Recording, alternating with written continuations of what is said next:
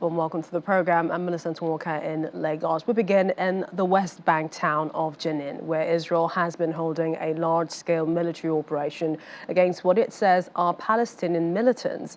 Palestinian officials say 8 people have been killed so far and more than 50 others injured.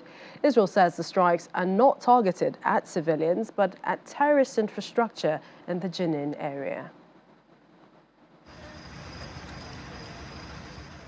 The attacks began early Monday morning in the West Bank city of Jenin. The Israeli military says it's been striking terrorist infrastructure in Jenin, and residents say a missile was fired from the air, destroying infrastructure.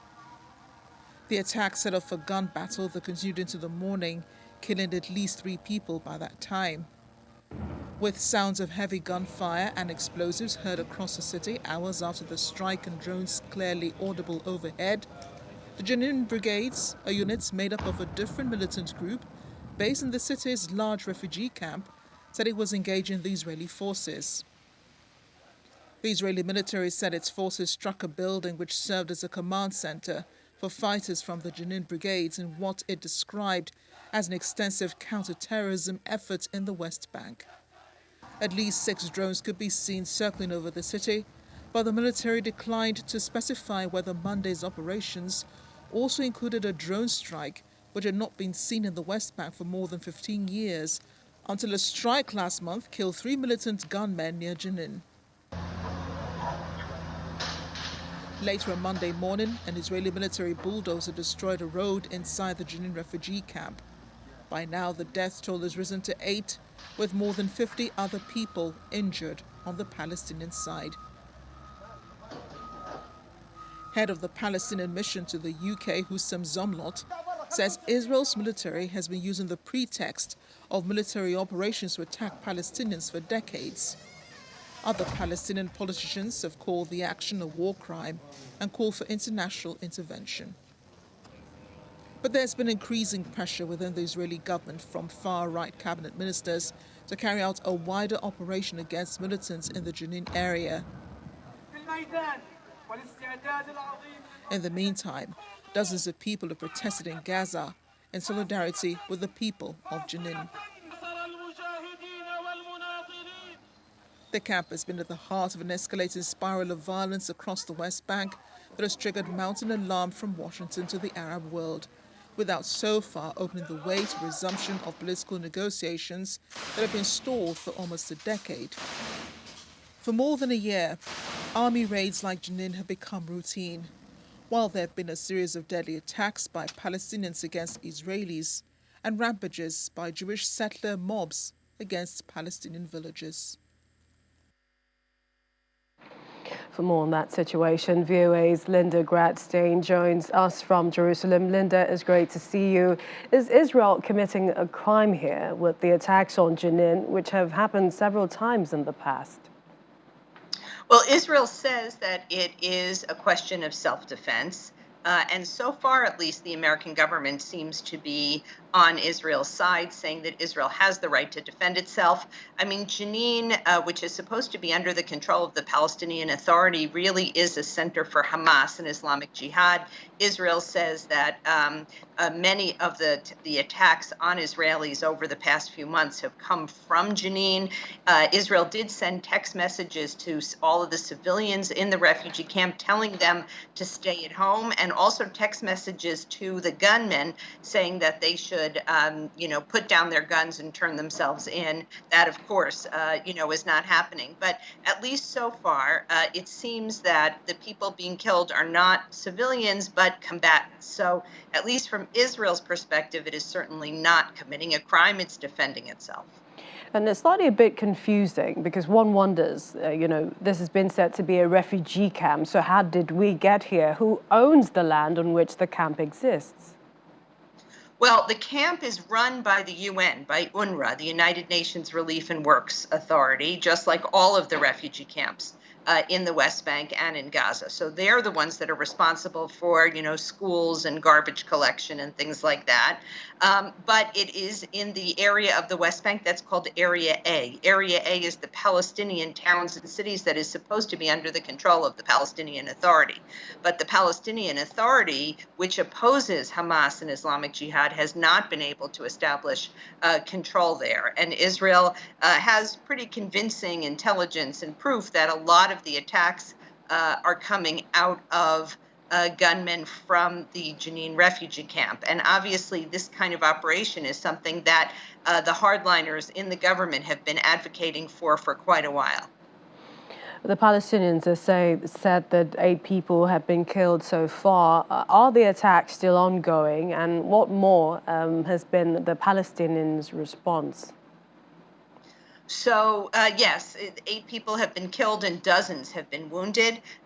From everything I've been able to discover, the 8 were all gunmen who were clashing with the Israeli authorities. In other words, it was a gun battle, and that civilians have been staying at home.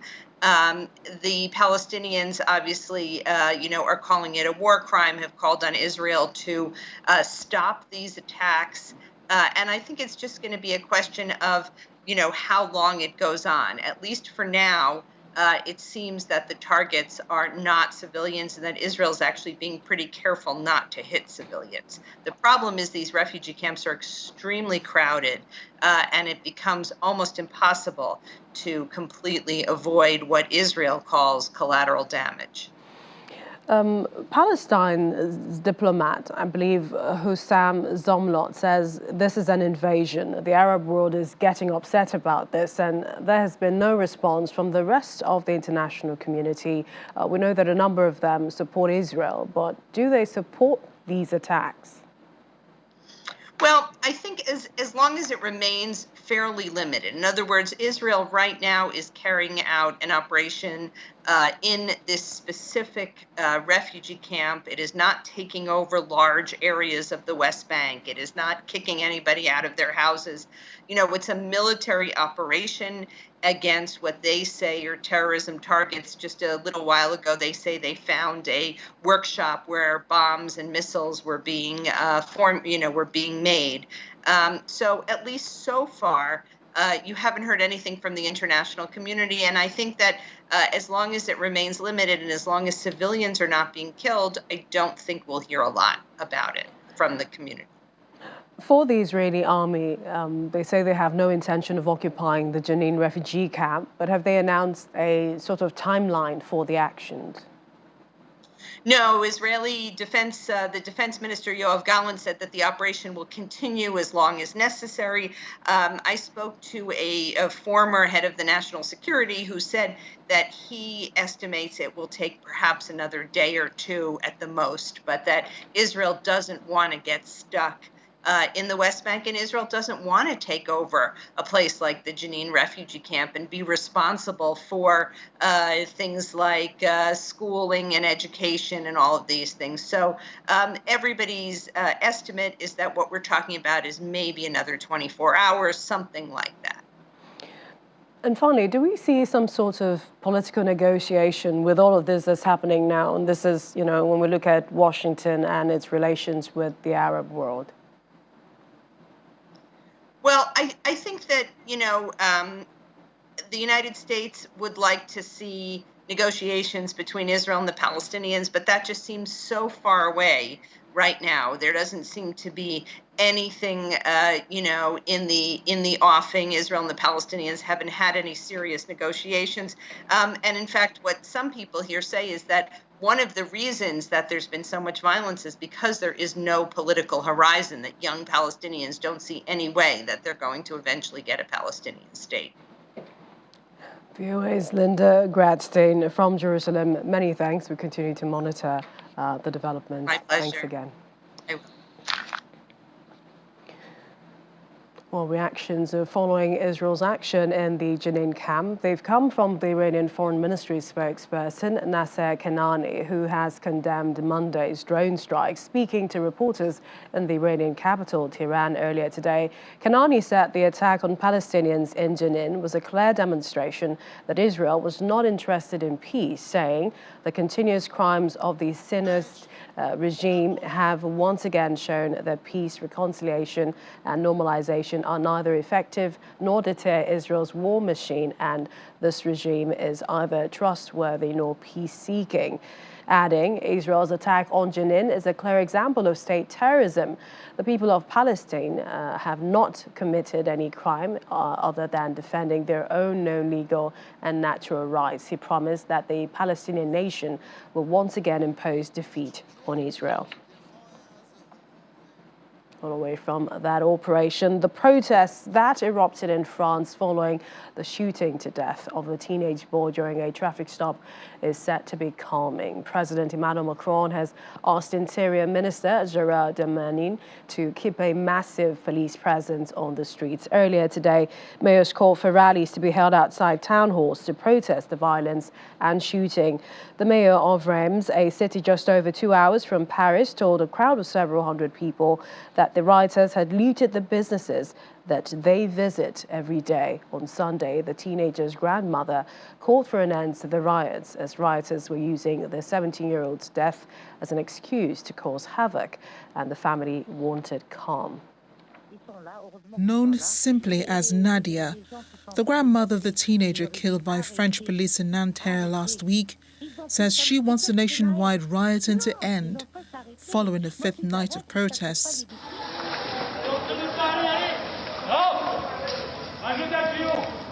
She says rioters were using her grandson's death as an excuse to cause havoc and that the family wants calm. She told the press, "Nahel is dead, my daughter is lost, she no longer has a life." France's Interior Minister Gérald Darmanin says the latest overnight riots had been less intense after 45,000 police were deployed following Saturday's funeral for Nahel in the Paris suburb of Nanterre. Since he was shot, rioters have torched cars and looted stores, but also targeted state institutions, town halls and police stations. The home of Mayor of Les Roses, Vincent Jeanbrun, near Paris, was attacked, while his wife and children were asleep inside. Jeanbrun says his family was injured as they fled the building through the backyard in the early hours. The mayor was not at home, but at the town hall during the incident. The target of attack for several nights since the shooting, that building was protected by barbed wire and barricades. The local prosecutor told reporters that an investigation into attempted murder had been opened. No suspects have been arrested. The Interior Minister said on Saturday France would mobilize for another night in a row 45,000 police officers in an effort to quell riots in major cities and suburbs. He also said they would increase the number of security forces in Marseille and Lyon, where youth set light to vehicles on Friday night and looted shops, and which saw worse violence than other cities. In the meantime, tourists filled Paris tour buses and roamed around landmarks of the City of Lights on Sunday, undeterred by the riots. We checked out the news, we think it's absolutely fine. There's so many things going on in the world. If you listen to everything, you'd never travel. We've been to Paris before, it's got the same feel about it. You can see that it's still a lovely city and we haven't come across any problems. Nahel's death has fed long-standing complaints of police violence and systemic racism inside law enforcement agencies, from rights groups and within the low-income, racially mixed suburbs that ring major cities in France. But authorities deny that.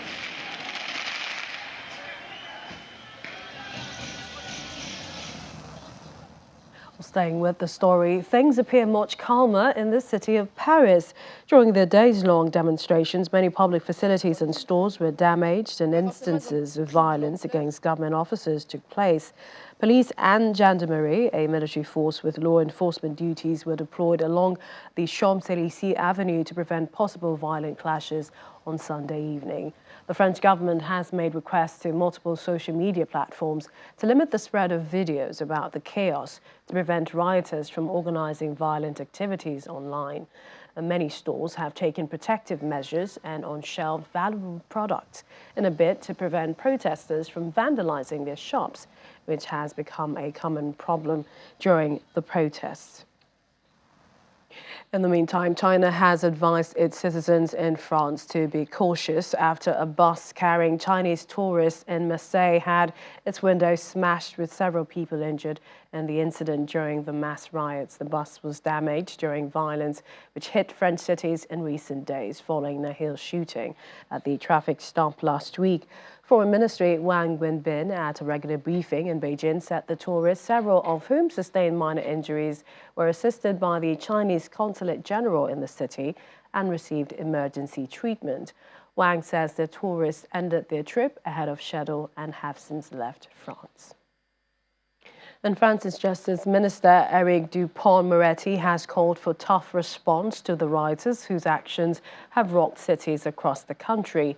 Fewer than 160 people were arrested overnight, according to him. The death of Nahel, with Algerian and Moroccan parents, has stoked long-standing complaints of discrimination, police violence, and systemic racism among law enforcement, denied by authorities from rights groups and within low-income, racially mixed suburbs that ring major French cities. It was shot Tuesday, May 27th. Rioters have torched cars, looted stores, and targeted town halls and other properties with flashpoints in cities including Paris, Strasbourg in the east, and Marseille and Nice in the south. Still ahead on the program. Officials in Baltimore call on the public to come forward with any information they may have on the incident that occurred there. We have details when we return. Welcome back. Let's turn our focus now to an explosion that ripped through a building in downtown Tokyo today, scattering debris across a busy intersection and sending smoke into the air. According to the public broadcaster NHK, the fire was soon contained and only 4 people suffered light injuries. The cause of the blast was not immediately clear, but witnesses say that they saw flames through the windows of the shattered second floor of the building and smelled gas. One restaurant worker who works on the first floor of the building says there was a loud explosion at 2:40 p.m. She says she ran out and saw furniture and shards of glass scattered everywhere. The area where the explosion occurred is near a railway station and packed with bars, restaurants, popular with office workers. We head to China's Yunnan province, where torrential rain triggered floods in continuation of weeks of extreme weather across the country, which has brought misery to many and showing no signs of abating. Video on local media showed damaged cars leaning over the edge of a footbridge in Zhejiang County, while flood water gushed under the bridge. Another scene filmed at night showed vehicles submerged in flood water, with one car being swept down the heavily flooded street resembling a river. The Public Security Bureau posted a statement late on Sunday confirming sudden downpour at 1 a.m. local time on July the 1st in Yudong Township, causing flooding in the streets. Local media reported that there were no casualties in the township. Still in Asia, Taiwan's military carried out live fire drills on its strategically located southern coast today, firing missiles from highly mobile armored vehicles to destroy targets close to the shore in a simulation focused on repelling invading forces. China, which views democratically governed Taiwan as its own territory, has ramped up military pressure over the past 3 years to try to assert its sovereignty claim, and the island's armed forces routinely exercise the practice seeing off a Chinese attack. Camouflaged Taiwan Army Humvees roared around the coastal drill area in Pingtung County's Fangshan, near the far southern tip of the island, before firing off US-made TOW anti-tank missiles to destroy static targets near the shoreline. Pingtung looks out onto the Taiwan Strait, South China Sea, Pacific Ocean, and Bashi Channel, which separates Taiwan from the Philippines, making it a highly strategic location to keep watch on Chinese military activity and a potential landing site in an invasion. Hong Kong police have accused 8 overseas-based activists of serious national security offences, including foreign collusion and incitement to secession, and offered rewards for information leading to any arrest. The accused are activists Nathan Law, Anna Kwok, and Fin Lau. Former lawmakers Dennis Kwok and Ted Hui, lawyer and legal scholar Kevin Yam, unionist Mung Si Tat, and online commentator Yan Gong Yi, police told a press conference. Now, issuing wanted notices and rewards of HK 1 million, that's about $127,656 each. But he say the assets of the accused would be frozen where possible, and they warned the public not to support them financially or face the risk of violating the law. The activists are based in various places, including the United States, Britain, and Australia. They've been charged under a national security law that Beijing imposed on the former British colony in 2020 after the financial hub was rocked by protracted anti-China protests the previous year. Implementation of the national security law of Hong Kong, our department has totally arrested 260 individuals. And the most of them, the offense is committed by them is occurred in Hong Kong. But I would like to draw attention to a situation that some people have fit overseas and continue to engage in the activities and endangers the national securities.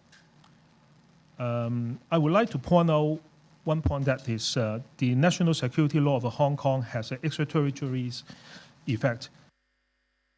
After 2 people were killed and 28 others injured, including an estimated 14 children, in a mass shooting in Baltimore, Maryland, early Sunday morning, officials are urging the community to come forward with any information or videos. Richard Worley, acting commissioner of the Baltimore Police Department, said police were still searching for multiple suspects. Police told reporters an 18-year-old woman, 20-year-old man were killed. 9 people were still hospitalized with gunfire wounds Sunday afternoon, including a few still in critical condition. We located 10 victims on scene. 1 victim, adult female, was pronounced deceased on the scene. 9 additional victims were transported from the scene to local hospitals. Shortly after, 20 additional victims walked into local and regional hospitals with various injuries. Currently, we are still at 30 victims. Ages range from 13 to 32. 9 victims remain at area hospitals in various conditions. 2 victims have been pronounced deceased. And I ask if anyone with information, please call 911 or Metro Crime Stoppers. This was a reckless, cowardly act of violence that has taken 2 lives and altered many, many more. And as I said earlier, we will find those who are responsible, and we will not stop until we do so.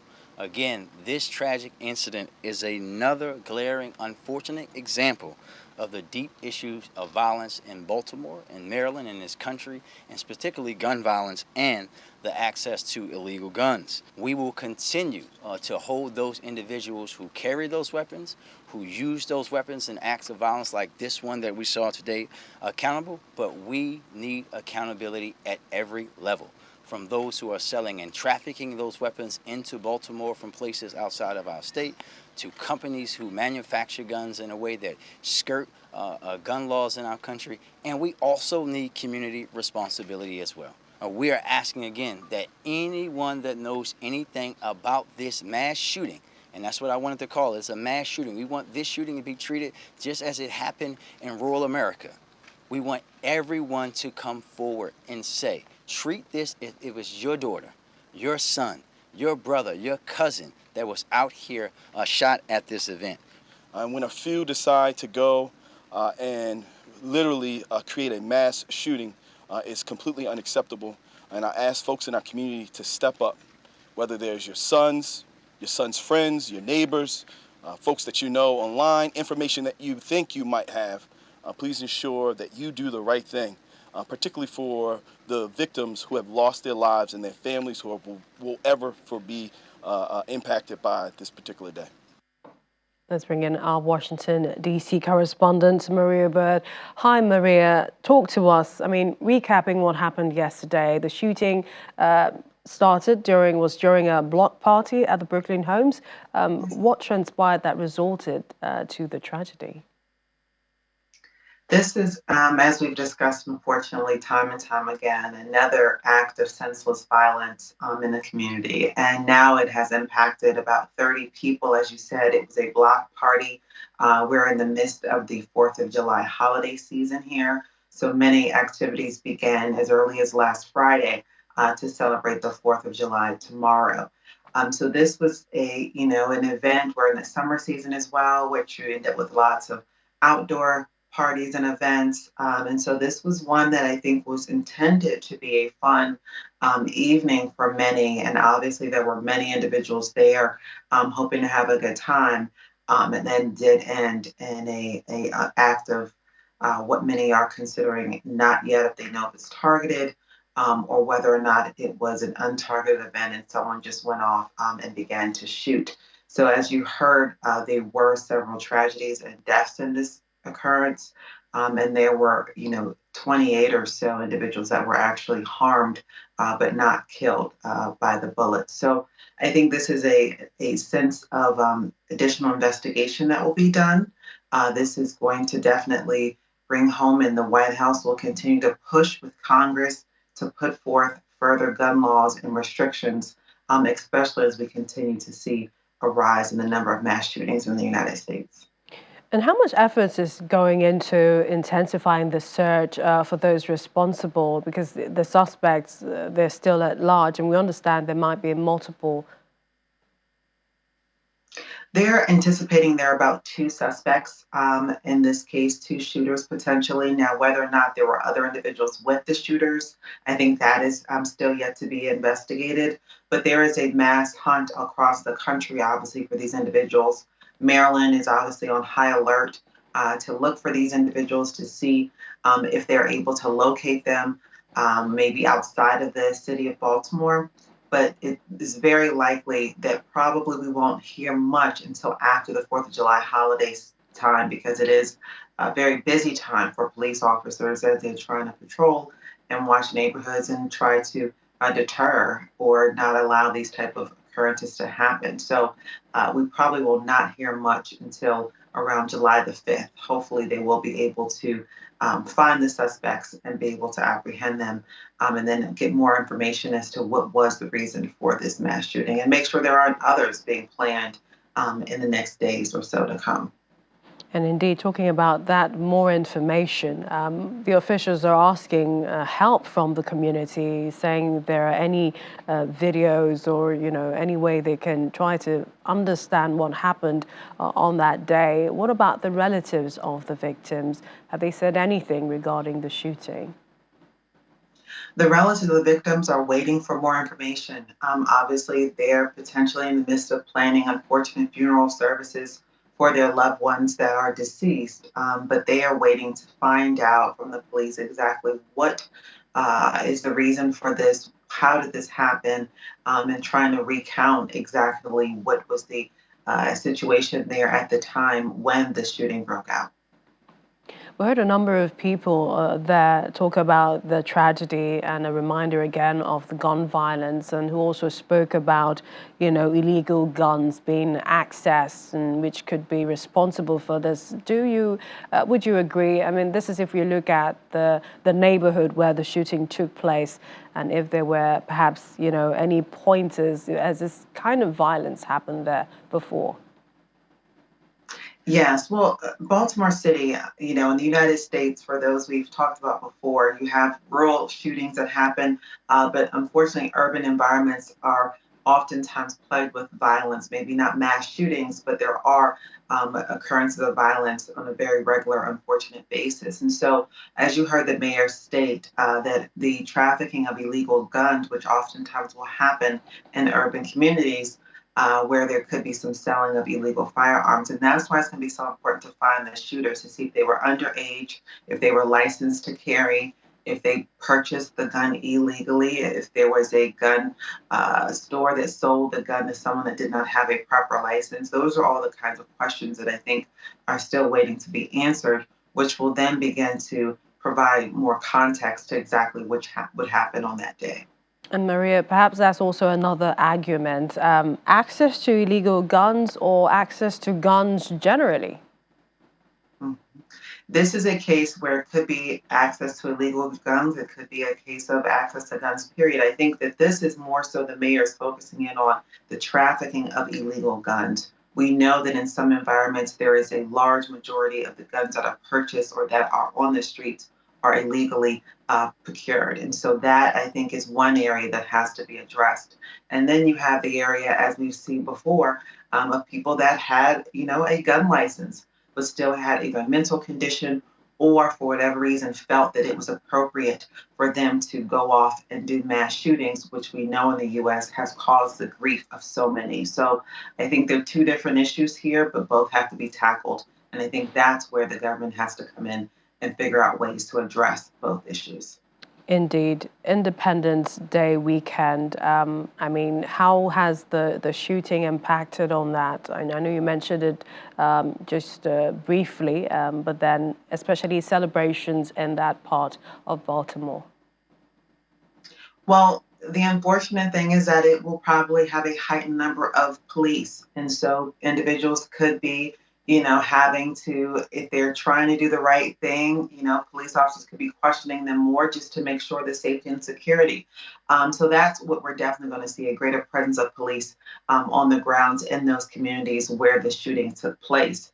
You will probably also see a limited number of individuals wanting to go out, being concerned and scared as to whether or not they could be a victim of a mass shooting if they do go to a party or go to an event that's outdoors to celebrate the holiday. So it's definitely going to be a double-edged sword in this situation where people are going to be a little bit more reserved and hesitant to go into large crowds to celebrate the holiday. But it is Independence Day weekend, and we'll likely see the same celebrations that we have in the past, especially in Washington, D.C. Many thanks, Maria Byrd. Thanks for that update. Thank you. Well, still to come. When romantic and intimate feelings move from human beings to animals, we'll be exploring the story of one Mexican mayor. Please stay with us. We're in Sudan now, where residents are desperately hope for an early ceasefire as conflicts between the Sudanese army and the paramilitary Rapid Support Forces, RSF, continue in the greater capital area, Darfur, and other regions in the country. The Sudanese army and the RSF continued to exchange fire in the capital area yesterday. The fighting was fierce in areas such as the south of Khartoum and the north of Omdurman. The armed conflict in Sudan has so far shown no sign of abating since it began on April the 15th, despite the ceasefire deals reached intermittently between the warring sides over the past few weeks. According to the United Nations Office for the Coordination of Humanitarian Affairs, more than 2.1 million people were internally displaced since April 15, including 1.4 million people who fled the capital, Khartoum. More than 560,000 people fled across the border into neighboring countries, mainly to Egypt, Chad, and South Sudan. Meanwhile, Sudanese in the capital city of Khartoum and its surrounding areas are facing dire medical conditions. Most hospitals are out of operation, leaving many people nowhere to seek medical treatment. Since the outbreak of the armed conflict there, the capital area is one of the regions most affected by the conflict, where infrastructure has been greatly damaged. According to statistics from the Sudan Medical Council, 59 of the 89 hospitals in the capital area have completely suspended services. The remaining 30 are fully or partially operating, but a considerable number of them can only provide emergency services. In Omdurman, a city with a population of more than 1 million, there is only one hospital still struggling to offer services. However, it is also facing many difficulties, such as water, electricity cutoffs, shortage of medical supplies, and insufficient medical staff. The hospital is simply unable to deal with the large number of injured patients.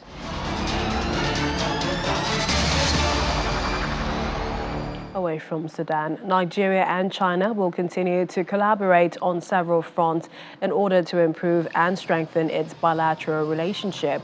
The Chinese ambassador to Nigeria, Gui Jianchun, made the remark while 3 Chinese military vessels made a port call on the Western Naval Command in Lagos.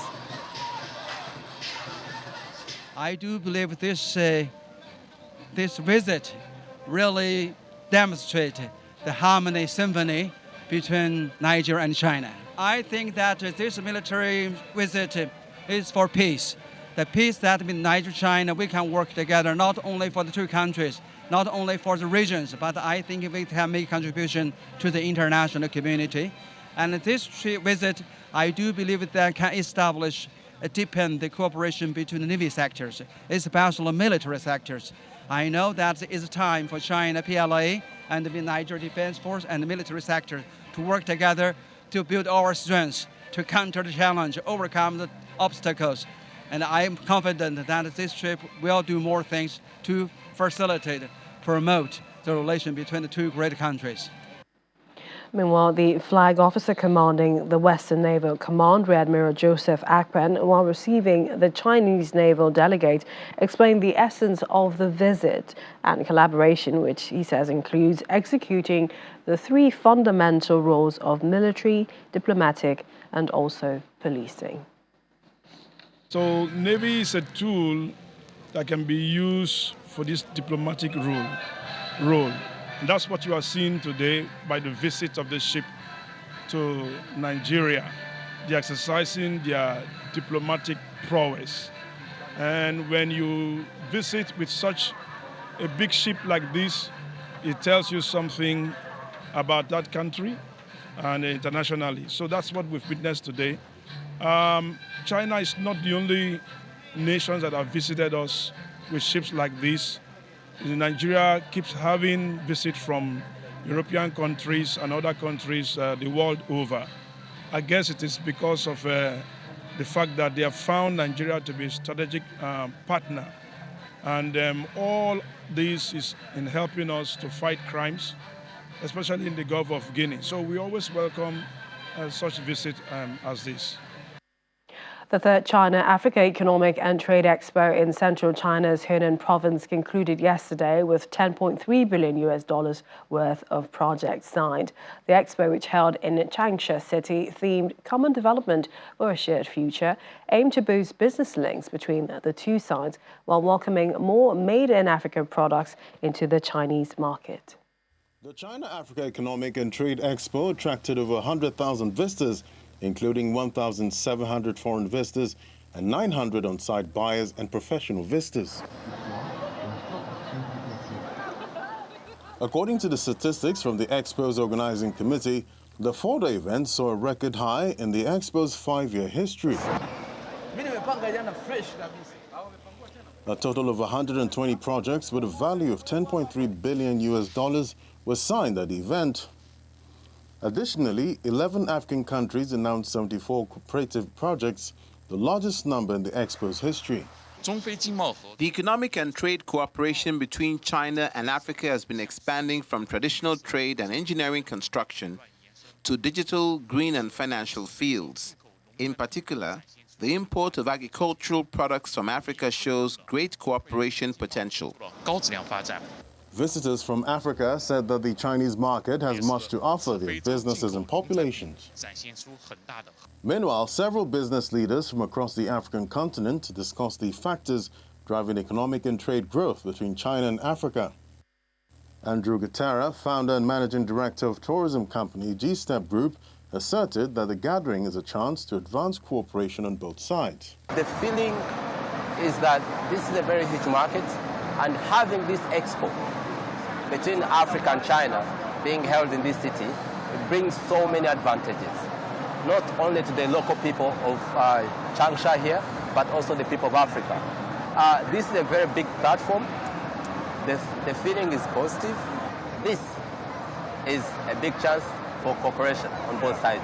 John Nkandu, executive director of New Calf Uganda, one of the country's primary coffee exporters, pointed to demographic factors that he said are crucial to accelerating trade growth. I think number one, driver are the younger people. Younger people. The younger people, because they bring about, real consumption. We are also looking at population.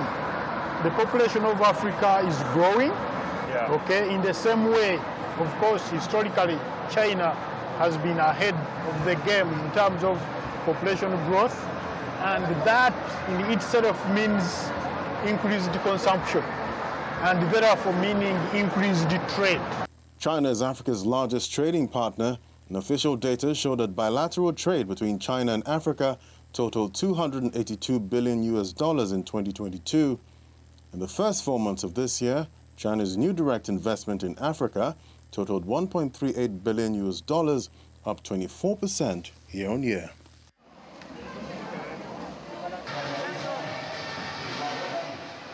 We end the program on what should have been an awe moment, but has us scratching our heads. But that depends on the side of the divide that you're in. Well, that's because a small town, Mexican mayor, married his Crocodile Bride recently. As a colorful ceremony as traditional music rang out, revelers danced while imploring the indigenous leader to seal the nuptials with a kiss. San Pedro Huame Lula Mayor Victor Sosa obliged more than once during Friday's wedding, bending down to plant his lips on the small crocodile snout, which had been tied shut, presumably to avoid unwanted biting. The ritual marriage likely dates back centuries to pre-Hispanic times among Oaxaca State, Chontal, and Huave indigenous communities, like a prayer pleading for nature's bounty. Oaxaca, located in Mexico's poor south, is arguably the region's richest in indigenous culture and home to many groups that have stubbornly maintained their languages and also traditions.